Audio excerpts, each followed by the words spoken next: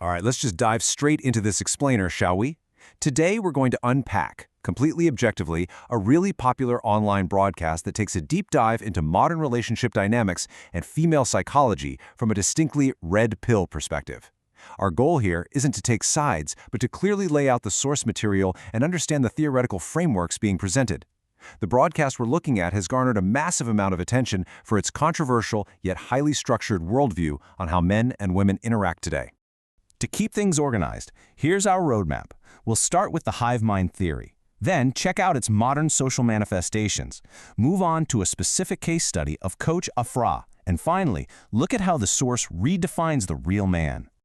Okay, part 1, the hive mind theory. So right out of the gate, the host throws down this pretty controversial baseline. He posits that women operate with what he calls hive mind syndrome. What does that actually mean?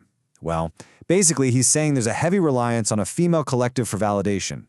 It's prioritizing the group's consensus over independent, critical thinking. Picture a synchronized beehive, right? The collective dictates the movement, while individual thought kind of takes a back seat to the group's overall harmony.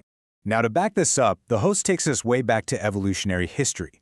He argues that ancient men were hunters, meaning they had to act independently. They developed this deep reliance on autonomous action. Women, on the other hand, stayed back in the communities as gatherers. So according to his theory, this embedded a sort of genetic memory of dependency, cooperation, and collective survival that he claims strongly persists even today. And he takes this a step further, claiming this evolutionary split completely dictates how we handle modern conflict. While men might default to, direct physical confrontation to settle a dispute, he argues that women inherently use verbal warfare. Since they operate in this collective, their ultimate weapon is reputation destruction. Think labeling rivals with derogatory terms to essentially cancel them out and eliminate the competition for high-value men. Moving right along to part 2, modern social manifestations. This leads us to a really crucial question raised by the source, and it's all about economics. Literally, how do modern marketers and corporations weaponize this alleged collective thinking? Because if this hive mind is real, who exactly is cashing in on it? Well, the host argues that the global market absolutely thrives on it.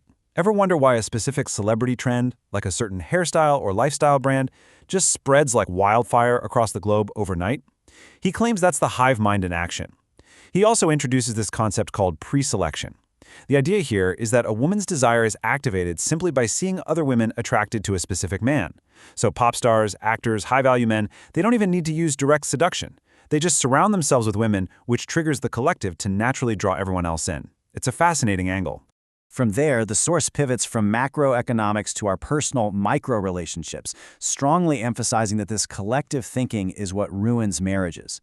He lays out this very specific multi-step breakup process. Step 1, the woman emotionally checks out of the marriage. Step 2, and this is the real kicker where the hive mind supposedly activates, she secretly consults the female collective.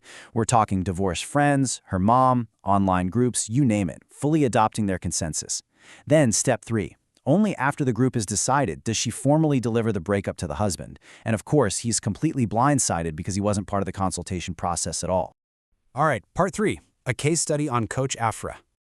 To really ground this theory in the real world, the host unpacks a viral interview with a divorced lifestyle coach named Afra, and he points out this massive paradox in her messaging. On one hand, Afra explicitly denies being a feminist. She actively tells women to step back and let men play their true leadership roles, literally saying you shouldn't play the role of the engineer or manager in your relationship. But here's the twist. The host doesn't buy this as genuinely traditional advice. Instead, he brands her strategy as the art of feigning stupidity. In his view, this is purely a manipulative tactic. It's when a highly capable, financially independent modern woman intentionally plays helpless, pretending she can't change a light bulb or figure out a basic wire. Why? Well, he says the goal is to artificially trigger the man's protective, traditional provider instincts just to get what she wants. And this is where the host really levels his main critique. He argues that Afra wants all the financial perks and protection of a traditional man, but absolutely refuses the traditional female submission. She keeps her own salary, she stays totally independent. He claims she's always operating with an exit strategy in her back pocket, operating on the assumption that the man will eventually betray her. Ultimately, he argues this comes from deep childhood insecurities and a fundamental lack of trust, turning marriage into a calculated business transaction rather than a true partnership. Makes you wonder how common that transactional view really is today, doesn't it? Which brings us to our final section, Part 4, Redefining the Real Man. The broadcast culminates by throwing a massive question at a major societal concept. Who actually holds the authority to define what makes a real man in the modern era? Does that definition come from historical precedent, from women, or from men themselves? And here we see a total clash of ideologies. In her interview, Coach Afra tells this story about a man who divorced his wife but still leaves her a villa, pays her a salary, provides a driver, and babysits so she can travel the world. Afra hails this guy as the ultimate real man. The host? He fiercely counters that. He looks at that exact same guy and calls him a subservient fool, claiming he's been completely manipulated by the female hive mind into a totally one-sided contract where he provides everything and gets absolutely nothing back.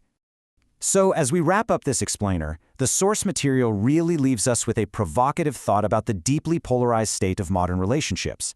When traditional gender roles crash head-on with modern economic independence, who truly holds the power? Is traditional provision a timeless act of masculine strength, or has it just become, like the host argues, an avenue for systemic exploitation?